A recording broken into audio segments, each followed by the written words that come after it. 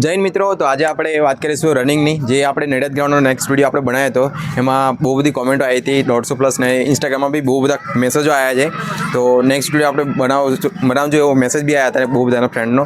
તો આપણે જે લોકોને ટાઈમિંગ નથી આવતું, 27-28 લોકોને જે સ્ટુડન્ટો છે એ લોકોને ટાઈમિંગ એટલું આવે છે, તો અમે 25ની અંદર ટાઈમિંગ કેવી રીતે લાવી શકીએ છીએ એ રીતે બહુ બધાને કોમેન્ટો આવી. તો અમે જે અમારા પંચમહાલ ફિઝિકલ એકેડમીના જે કોચ છે એ આપણે ઇન્ફોર્મેશન આપશે કે 25ની અંદર તમે ટાઈમિંગ કેવી રીતે લાવી શકો. અને જે લોકોને સીન પેન છે, એન્કલ પેન છે અને જે ઘૂંટણમાં ઇન્જરી છે એ કેવી રીતે રિકવરી કરી શકે છે, એના માટે સર જે અમારા પંચમહાલ ફિઝિકલ એકેડમીના કોચ છે એ તમને ઇન્ફોર્મેશન આપશે. જે અમારા અદેશ કોચ સર છે જે તમને આગળની ઇન્ફોર્મેશન આપશે. જય હિન્દ મિત્રો, મેં એથ્લીટ અવધેશ પંચમહાલ ફિઝિકલ એકેડમીથી સૌથી પહેલાં આપ સૌનું સ્વાગત કરું છું. તો આ બહુ બેઝિક ક્વેશ્ચન છે. સૌથી પહેલાં તો કે જે નવા રનર હોય છે, જેમને થોડા સમયમાં રનિંગ સ્ટાર્ટ કરેલી હોય છે, એ લોકોનો પહેલો ક્વેશ્ચન હોય અને પહેલી ઇન્જરી હોય સીન પેન. તો સીન પેન વિશે હું વાત કરું તો સૌથી પહેલાં એનાથી બચવું કઈ રીતે. સીન પેનથી પહેલાં તો બચવાનો તરીકો આપણે જાણી લઈએ, પછી એને એ થઈ જાય તો એને રિલીઝ કઈ રીતે કરવાનું એ પછી હું તમને કહું. તો સીન પેન કઈ રીતે થાય કે તમે નવેસરથી, જેમ કે તમે રનિંગ સ્ટાર્ટ કરી તો તમે હાર્ડ સરફેસ પર રનિંગ ચાલુ કરી, જેમ કે તમે રોડ રનિંગ ચાલુ કરી, હે ને? તો રોડ રનિંગ ચાલુ કરીને એ સરફેસ હાર્ડ થઈ ગયો, તો તમે જેટલો ફોર્સ એપ્લાય કરો ને બોડીનો હાર્ડ સરફેસ પર એ પાછો આવે. તો એનાથી બચવા માટે તમારે સૌથી પહેલાં તો સારામાં સારો શૂઝ યુઝ કરવો જોઈએ. જે સારા ક્વોલિટીના શૂઝ હોય, જેના સોલ સારા હોય, કંપનીના શૂઝ હોય, રનિંગ શૂઝ હોય, એ રીતના તમે શૂઝ યુઝ કરો. અને સ્ટાર્ટિંગમાં તો તમે રોડ પર બિલકુલ ના જશો. બેઝિક એક્સરસાઇઝ 15થી 20 દિવસ તમે નોર્મલ સરફેસ પર તમે રનિંગ કરો, જેમ કે માટીનું ગ્રાઉન્ડ છે, ગ્રાસ રનિંગ છે. તમને નવા રનર છો તો સૌથી પહેલાં ઘાસવાળી જગ્યા હોય ને, જેમ કે હમણાં તમે જમીન પર જોઈ શકો આ ઘાસ છે, એને ગ્રાસ રનિંગ 10-15 મિનિટ એના પર કરો. પછી તમે માટીવાળા સરફેસ પર જાઓ. 10થી 15 દિવસ થાય પછી કન્ટિન્યુ રોડ પર ના દોડશો, કન્ટિન્યુ નહીં. તમે એક દિવસ રોડ પર લોંગ રનિંગ કરો, 5 કિલોમીટર 6 કિલોમીટર, પછી પાછા તમે માટીવાળા ગ્રાઉન્ડ પર કરો, તો એનાથી તમે બચી જશો. હવે સીન પેન થઈ ગયું હોય તો આપણે એને રિલીઝ કઈ રીતે કરવાનું, તો એનો એકદમ જોરદાર 100% તમને રિઝલ્ટ મળશે.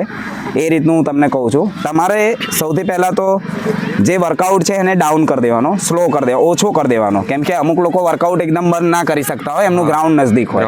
એટલા માટે જો તમારી પાસે ટાઈમ હોય લોંગ ટાઈમ, તો તમે 1-2 દિવસ ગ્રાઉન્ડ બંધ જ કરી દો. ગ્રાઉન્ડ પર જાઓ, વોકિંગ કરો, સ્ટ્રેચિંગ કરો, આ જ બધું કરો, પણ રનિંગ ના કરશો. સૌથી પહેલો મારો એ છે. પછી તમે જ્યારે 1 દિવસનો રેસ્ટ લઈ લીધો, એની અંદર તમે કોન્ટ્રાસ્ટ કરો. કોન્ટ્રાસ્ટ બાદ એક બાજુ ગરમ પાણી મૂકો અને એક બાજુ ઠંડુ પાણી મૂકો. ઠંડુ પાણી ચીલ્ડ હોવું જોઈએ, એકદમ એની અંદર બરફ હોવું જોઈએ, અને ગરમ પાણી ગુનગુના રહેવું જોઈએ. બંને ડોલમાં મૂકી દો. તમારા આટલો પગ અંદર જઈ શકે એ રીતનું તમે મૂકી દો. અને તમે સૌથી પહેલાં ગરમ પાણીમાં કેટલું 2 મિનિટ સુધી ગરમ પાણીમાં, પછી 2 મિનિટથી 10 સેકન્ડ વધારે તમારે ઠંડા પાણીમાં, પછી પાછું તમારે 2 મિનિટ આમાં ગરમ પાણીમાં, 2 મિનિટ ઠંડા પાણીમાં. આ રીતે તમારે કન્ટિન્યુ 20થી 21 મિનિટનો કોન્ટ્રાસ્ટ બાદ કરવાનો. તમારું જે કોન્ટ્રાસ્ટ 20થી 21 મિનિટનું પતી જાય પછી તમે નોર્મલી સરસોનું તેલ આવે છે, પ્યોર મળે છે દુકાન પર, તમે 8 થી 9 વાગે જ્યારે એક તાપ નીકળી જાય, વિટામિન ડી ચાલુ થઈ જાય તાપની અંદર, ત્યારે તમારે પગ પર નોર્મલી માલિશ કરીને, હાર્ડ એનાથી નહીં, એકદમ જોરથી તમારે માલિશ નહીં કરવાનું, તેલથી તમારે સિમ્પલ માલિશ કરીને પગમાં, અને 10થી 11 મિનિટ એ તાપમાં પગ મૂકીને બેસવાનો. તમારે એમાં ખાલી સરસોનું તેલ કે કઈ બીજું એડ કરવાનું એની અંદર? સરસોનું તેલ હોય એમાં તો શું છે કે ભાઈ ટાસ્ક વધી જાય છોકરાઓને. સરસોનું તેલ એ ઇનફ છે. એની અંદર તમે લસણ નાખીને બાળી શકો છો. ગરમ તેલની અંદર એકદમ લસણ નાખી દો, એકદમ બળી જાય, અને પછી ગાળી લો. એટલું તમે કરો. બીજું તો ઘણું બધું એડ કરવાનું આવે છે, પણ એમની કોઈ જરૂર છે નહીં. એ બહુ મોટા હાઈ લેવલનું છે. આપણે તો ખાલી નોર્મલી આનાથી રિલીઝ થઈ જ જશે. એ સરસોનું તેલ લગાડો અને તમે તાપમાં બેસી જાઓ. આ તમારે દિવસમાં 2 વાર કરવાનું, અને કન્ટિન્યુઅસ 2 થી 3 દિવસ આ પ્રોસેસને ફોલો કરવાનો. અને એની સાથે સાથે 1 દિવસ રેસ્ટ લીધા પછી તમારે થોડી એક્સરસાઇઝીસ આવે છે સીન પેનની. હા, જેમ કે તમે એક દિવાલનો ટેકો લઈ શકો છો. અને હમણાં તો મારી પાસે દિવાલ અવેલેબલ નથી, પણ હું ધારો કે આ દિવાલ પર છું અને બંને પગ મારા આ રીતના છે. ઓકે, મેં દિવાલ પર ટેકો લીધેલો છું, તો તમારે આ પગને ડાઉન કરીને અપ કરવાનો. ઓકે, દિવાલના મદદથી આખો ડાઉન કરીને અપ. આ કર્યું, તમે કોઈ સીડી લઈ લો, ધારો કે એ એક્સરસાઇઝ કરી, એના પછી તમારે એક દાદરાની મદદ લેવાની. તમારા ઘરમાં દાદરો હોય કે આજુબાજુ, આ સમજી લો કે ઈંટ છે એ દાદરો છે, તો એ દાદરા પર તમારે આ રીતનો પગ મૂકી દેવાનો. ઓકે, મને થોડી હેલ્પ કરો. આ રીતે તમારે આ સમજો કોઈ સપોર્ટ લઈ લેવાનો દિવાલનો કે એ રીતનો. તમારે અહીંથી આ ડાઉન જવા દેવાનો. ઓકે, અને અહીંથી અપ, એનો હોલ્ડ, પછી slow slow slow slow down, up, પછી ડાઉન, અપ. આ રીતે તમે આ એક્સરસાઇઝ કરી શકો. એના રેપિટેશન કરો, 30-30 સેકન્ડના 4 થી 5 રેપિટેશન આના કરો, એના કરો. તો આટલી જ એક્સરસાઇઝથી તમારા કાપ્સ જે આ મસલ્સ ભરાય છે એ બી તમારે રિલીઝ થઈ જશે. તમારા સીન પેનમાં અહીંયા સ્ટ્રેન્થ આવી જશે, અને એન્કલમાં પણ જે એન્કલ પેન આવી જાય છે, અહીંયા અમુક લોકોને સોજો આવી જાય. બહુ બધા સ્ટુડન્ટ એ જ પ્રોબ્લેમ છે, એન્કલ પેન છે, મસલ પેન છે, એ જ પ્રોબ્લેમ છે. તો બસ સૌથી પહેલા તો તમે કોન્ટ્રાસ્ટ બાદ કરો, તેલ માલિશ કરીને તાપમાં બેસો, અને સાંજના સેશનમાં તમે આ એક્સરસાઇઝ કરો. 2-3 એક્સરસાઇઝ છે, આ બધી એક્સરસાઇઝ તમે ફોલો કરો. ઓકે, બીજી કોઈ ક્વેશ્ચન? બીજો એક એ જ ક્વેશ્ચન છે કે બધા વધારે સ્ટુડન્ટોને કે 27-28 લોકોને ટાઈમિંગ આવે છે, અને 15 થી 20 દિવસ એ લોકોનું બાકી છે, જે પીએસઆઈ અને કોન્સ્ટેબલની તૈયારી કરે છે. એ લોકોને જે 25 ની અંદર ટાઈમિંગ કેવી રીતે લઈ શકે? 25 ની અંદર. ઓકે, હું તમને એકદમ બેસ્ટ સોલ્યુશન આપું છું. મેં ઘણા બધાને જોયા છે કે જે રનિંગ નજદીક આવી જાય તો એ લોકો એવરીડે 5 કિલોમીટર જ ભાગતા હોય. એવું જ કરે છે. 12 રાઉન્ડ મારશે. પણ સૌથી પહેલા હું તમને એક અગત્યની વાત કહું ને, તો જે આ 5 કિલોમીટર રનિંગ છે ને, એ લોંગ ડિસ્ટન્સ રનિંગ છે. તો લોંગ ડિસ્ટન્સ રનિંગ માટે કેટલા ડોમિનેટ ફેક્ટર્સ છે. ફેક્ટર્સ મીન્સ કે રનિંગ એક વસ્તુથી નથી બની. એની અંદર ફ્લેક્સિબિલિટી છે, સ્ટ્રેન્થ છે, એન્ડ્યુરન્સ છે, સ્પીડ એન્ડ્યુરન્સ છે, પેસ એન્ડ્યુરન્સ છે. તો ઘણી બધી એવી વસ્તુઓથી એડ થઈને, એક્સરસાઇઝથી એડ થઈને બને છે 5 કિલોમીટર. તો આપણું જે 5 કિલોમીટર છે એ કઈ રનિંગ છે? Long distance running. તો એની અંદર જે લોંગ એન્ડ્યુરન્સ મીન્સ કે તમે 1 કલાક 10 મિનિટનો તમારે સ્લો લોંગ ભાગવાનું તમારે સ્ટેમિના બનાવવો પડશે. એન્ડ્યુરન્સનો મતલબ શું? કે તમે થાકેલી કન્ડિશનમાં કન્ટિન્યુ દોડી શકો, કામ કરી શકો, એને કહેવાય એન્ડ્યુરન્સ. તો તમારું એન્ડ્યુરન્સ લેવલને વધારો.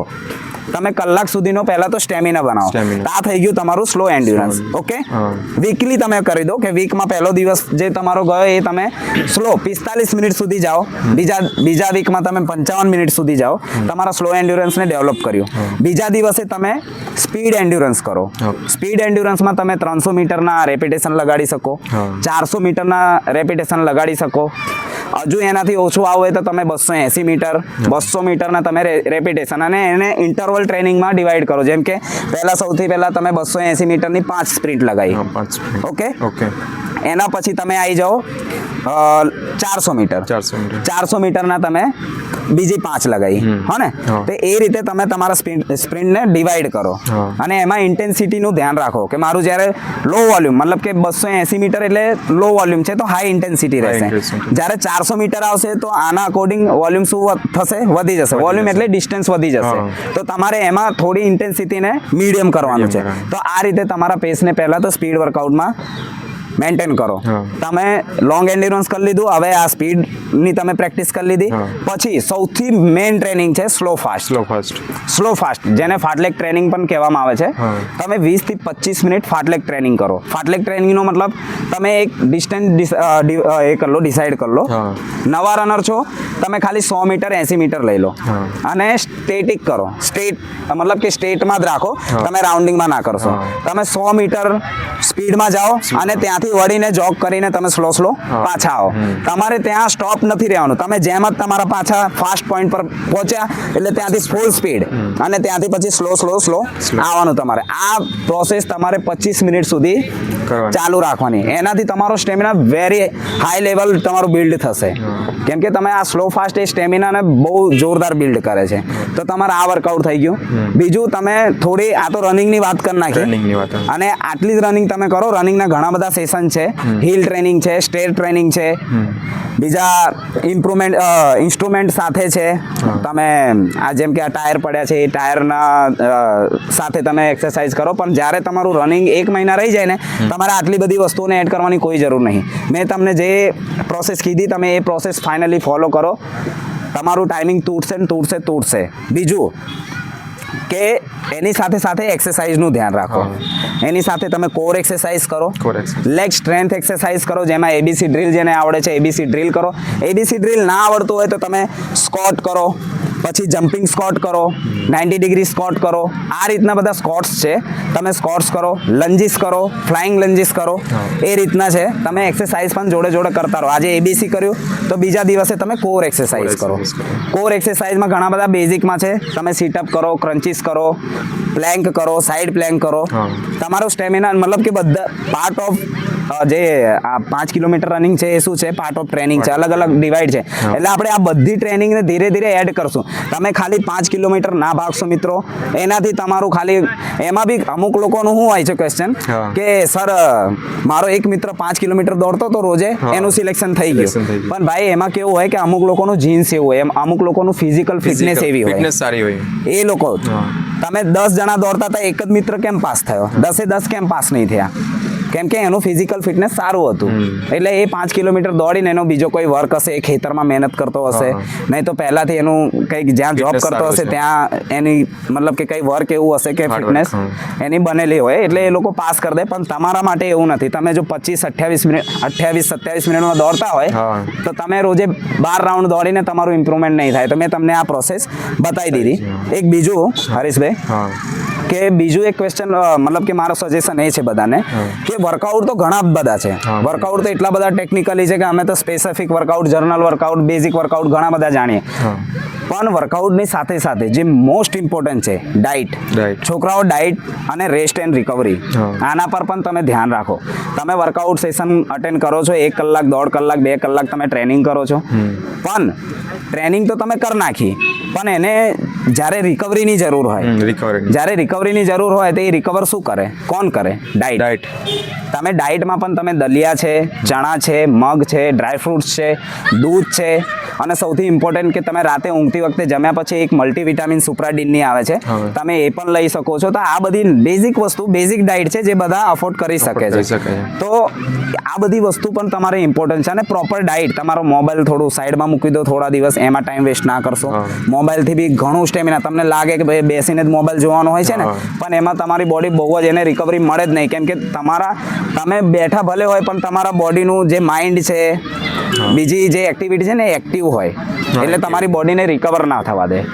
તો આ બધી વસ્તુનું ધ્યાન રાખવાનું. તમારે પ્રોપર 7 થી 8 કલાકનો મસ્ત રેસ્ટ લેવાનો, મસ્ત એક ડાઇટ લેવાની, અને જે ટ્રેનિંગ કીધી મેં એ રીતની ટ્રેનિંગ કરજો. અને જે ભાઈને ના ખબર પડે, આ વિડીયોમાં કોમેન્ટ બી કરી દેજો, અને એક વોટ્સઅપ મેસેજ વોટ્સઅપ નંબર હશે એના પર તમે વોટ્સઅપ કરી નાખજો. એના પર હું તમને પછી કમેન્ટમાં અને ડિસ્ક્રિપ્શનમાં આપણે એડ કરી દઈશું નંબર. જે બી કંઈ પ્રોબ્લેમ હોય એ તમે મેસેજ અને કોલ કરી શકો છો. તમે કોલ ડાયરેક્ટ કરો મને, તમે મેસેજ કરો, હું તમને પર્સનલ બી સજેશન આપીશ આ વર્કઆઉટ ના સમજણ પડ્યું હોય તો. કેમ કે આ બધા ટેકનિકલ વર્કઆઉટ છે. હા, એટલે અને એનાથી બહુ જોરદાર ઇમ્પ્રુવમેન્ટ છે, બહુ જ જોરદાર. તમારે 25 મિનિટ થઈ જ જશે. 25 મિનિટ કરતા બી ડાઉન. આપણે એક મહિનામાં કેટલું 32 મિનિટથી બધાને 24 મિનિટમાં લાયા હતા. મારે જ ખુદ 30 મિનિટ આવતું હતું, પણ મેં બી 24 મિનિટમાં પૂરું કરી દીધું હતું. હમણાં જ પાસ કરીને આવ્યા. હમણાં જ પાસ કરીને. એટલે બહુ બેઝિક વસ્તુ છે. આટલું ધ્યાન રાખશો તો રનિંગ ઇમ્પ્રુવમેન્ટ તો થઈ જ જશે 100%.